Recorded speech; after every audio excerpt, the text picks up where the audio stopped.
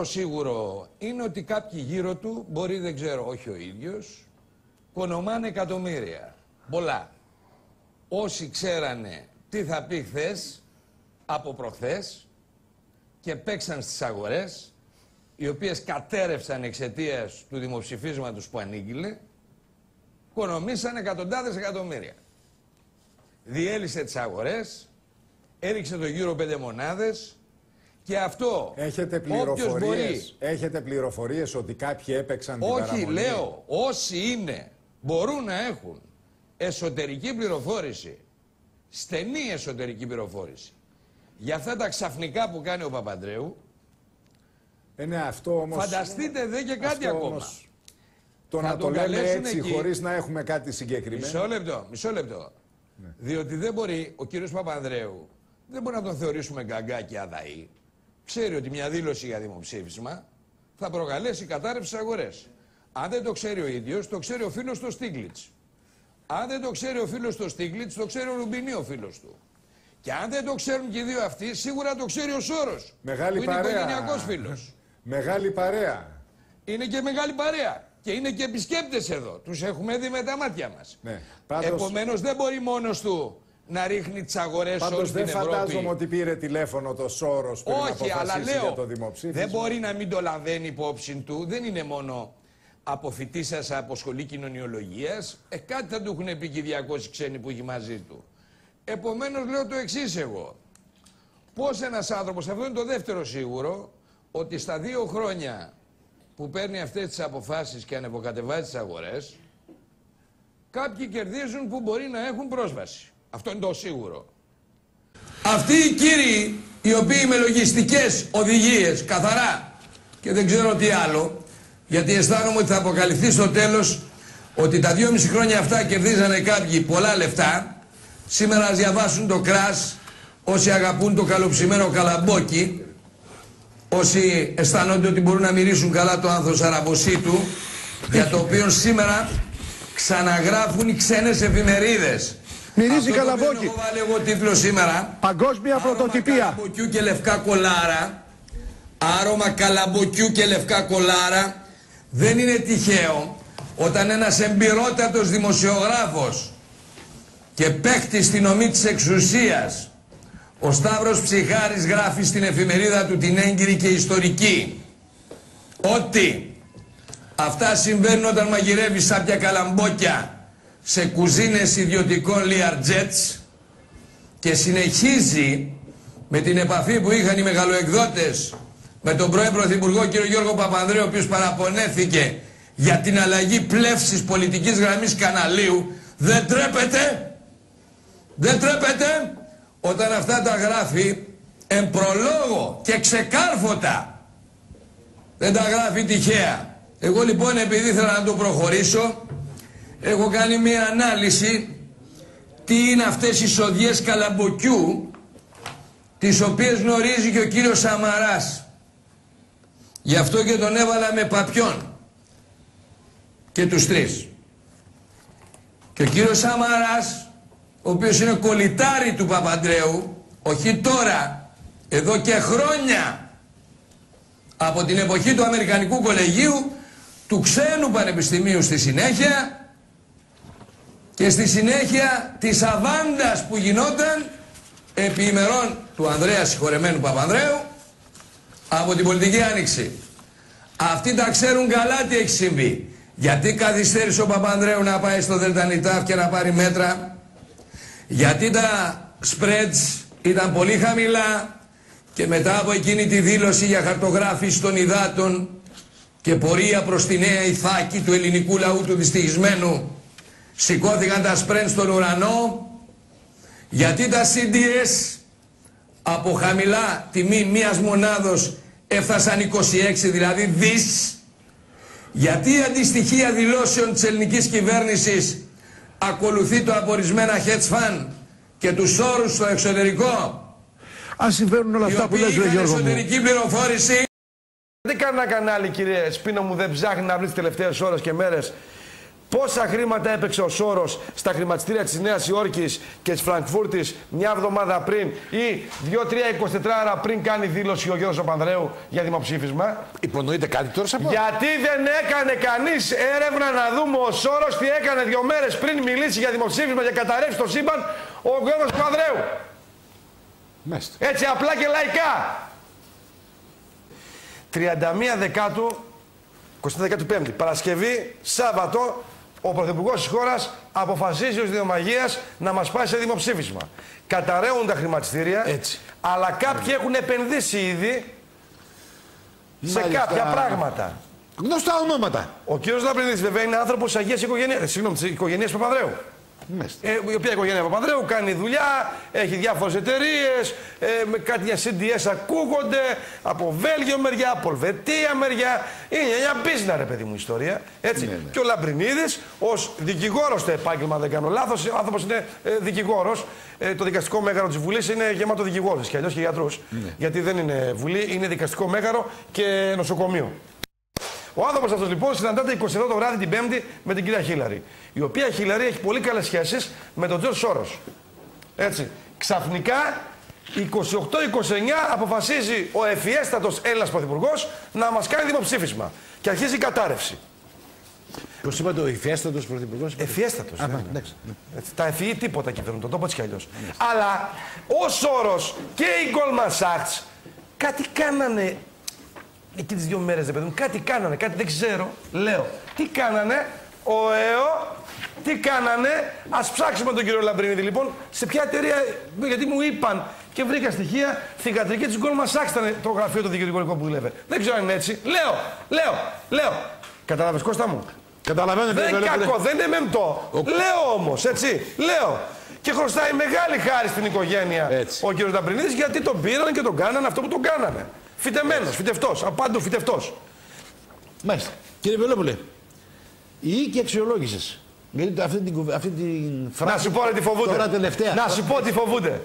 Και να μου πει τώρα τελευταία η οίκη αξιολόγηση, τώρα τελευταία μπήκαν στον εξωτερικό. Δεν τις ξέραμε εμείς. Ξέραμε για τους τραπεζίτες, ότι διοικούν τον κόσμο οι τραπεζίτες. Καλά πλάκα μου κάνεις. Εγώ δεν το ξέρω τουλάχιστον. Ρε εσύ, ρε Κώστα, το ξέρεις τον Τράγκη? Όχι. Ο νέος τραπεζίτης της Ευρωπαϊκής Κεντρικής Τράπεζας. Α, ο καινούριος που μπήκε τώρα, ναι. Ο άνθρωπος δούλευε στην Goldman Sachs, διευθυντικός τέλεχος ήταν. Α, εκεί ήταν και αυτός. Πλάκα μου κάνεις τώρα. Μάλιστα. Τέλεχος της Goldman Sachs. Πολύ Goldman Sachs ακούγει τώρα τελευταία. Σόπα. Μα εδώ και 10-20 χρόνια τουλάχιστον διοικούν την Ευρώπη τα στελέχη της Goldman Sachs. Μάλιστα. Πήραν 300 εκατομμύρια για το πλαστό swap του Σιμίτη και δεν φυλακίστηκε κανείς. 300 εκατομμύρια. Πλάκα μου κάνεις τώρα, μωρέ. Μάλιστα. 300 εκατομμύρια για να τακτοποιήσει τα λογιστικά μας προβλήματα πήραν εκεί της Goldman Sachs. Για να βγάλει κέρδη. Μάλιστα. Με πλαστά στοιχεία. Αν εγώ βγάλω κέρδη με πλαστά στοιχεία, κύριε Σπίνο μου, δεν θα πάω φυλακή.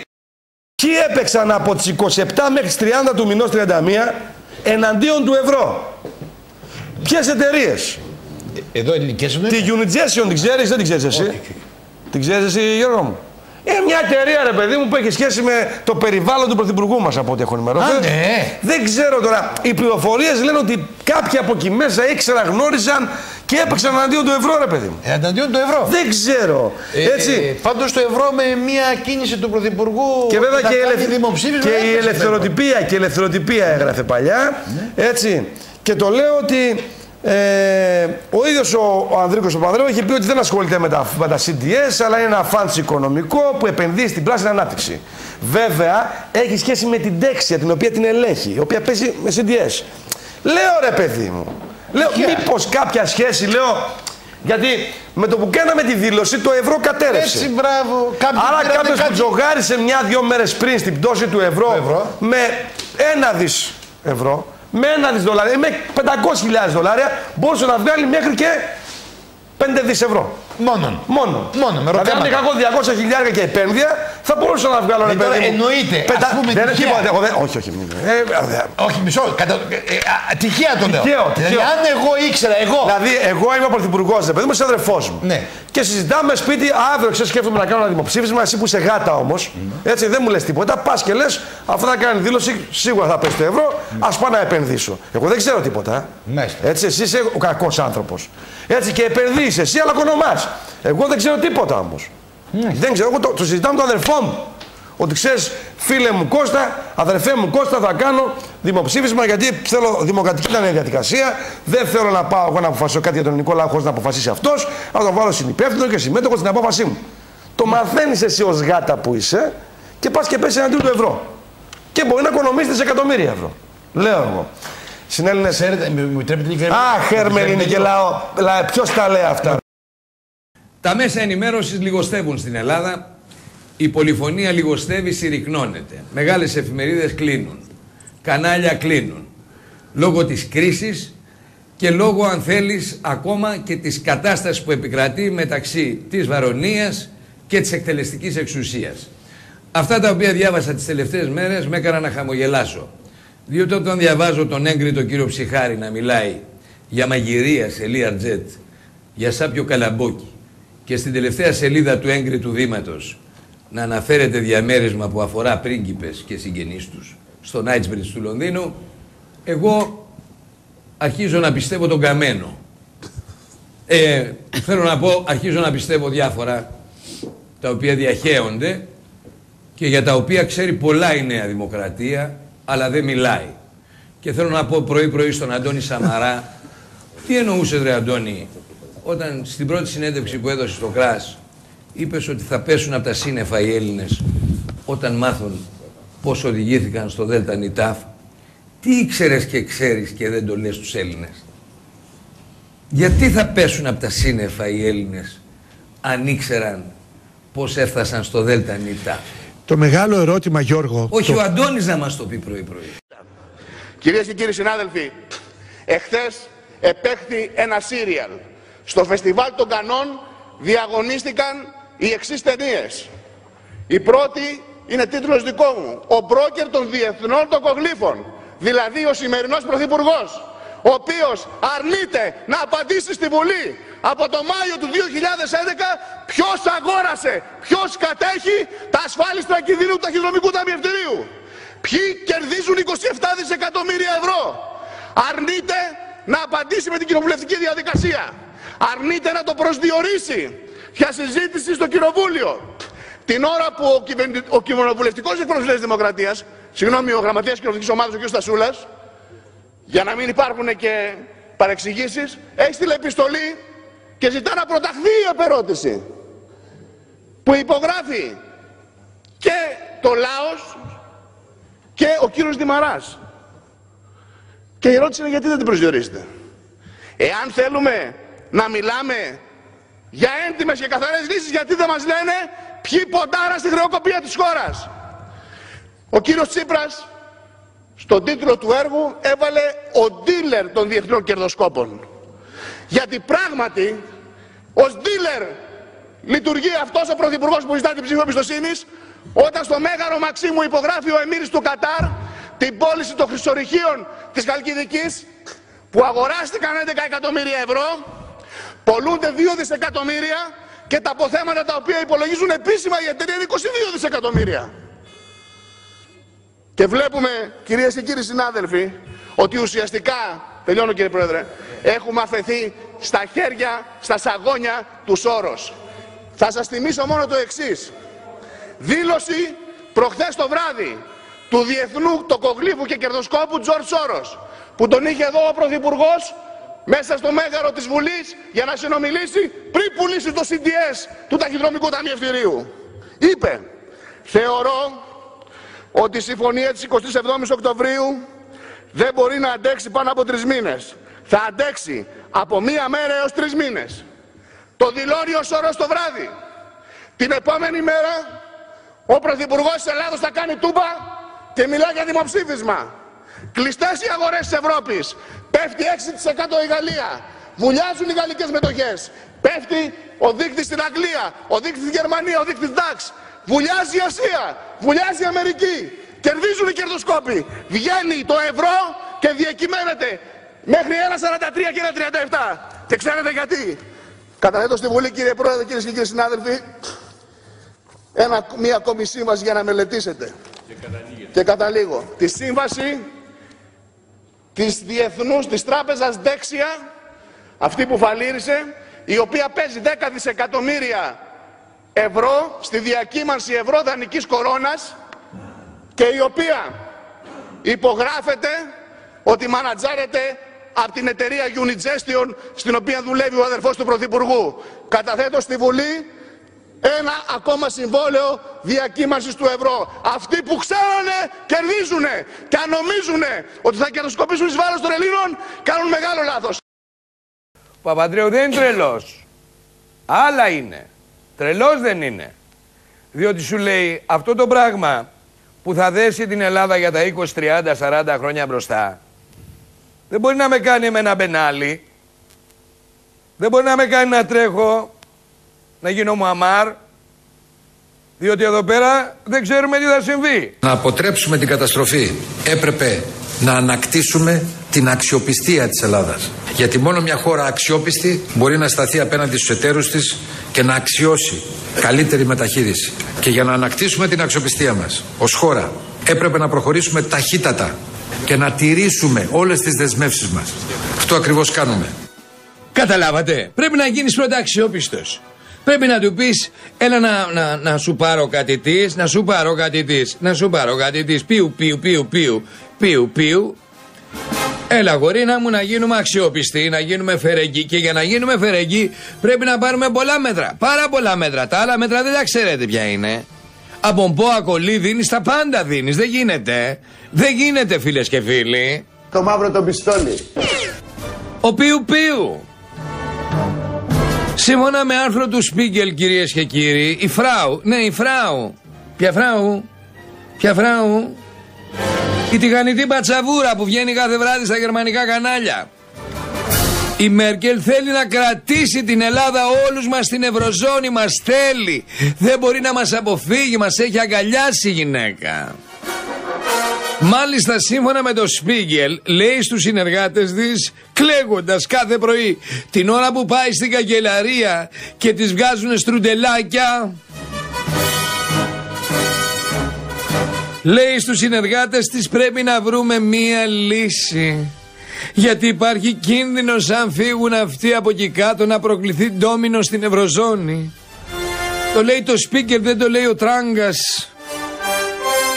Να προκληθεί ντόμινο στην Ευρωζώνη και να γίνουμε Lehman Brothers σε όλη την Ευρώπη. Φανταστείτε την εποχή που ο Παπαντρέου έτρεχε να μας δέσει χειροπόδαρα.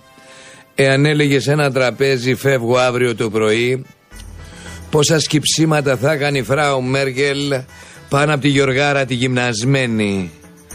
Μας άφησε 3 χρόνια να μας γδέρνουνε, εκχώρησε την εθνική κυριαρχία της χώρας, τους άφησε να καταλυστέψουν τα πάντα, να καταλυστέψουν ασφαλιστικά ταμεία, νοσοκομεία, πανεπιστήμια, το λαό, την κοινωνία μας. Φανταστείτε τώρα η Φράου, η πολύ αγαπημένη μας, η δικιά μας, η χλίπεντη, το λέω πρωί ο Πούστης, δεν αντέχω, η χλίπεντη. Βγαίνει και λέει όπως λέει το Σπίγκελ, προς Θεού μη φύγουνε γιατί η Γερμανία θα παραγράψει 62 δις ευρώ. Αχ, ο θηλυκός Άιλοκ λέει ότι έτσι και φύγουν αυτοί που τους πίνουμε το αίμα με τον μπουρί, Αχ, το αιματάκι το ελληνικό είναι πολύ ωραίο, ανάλογο με το εβραϊκό του Β' παγκοσμίου.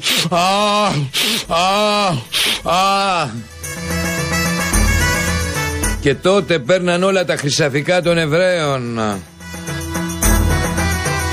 Πριν τους βάλουνε για σαπούνι και τους κάνουνε νιβαία,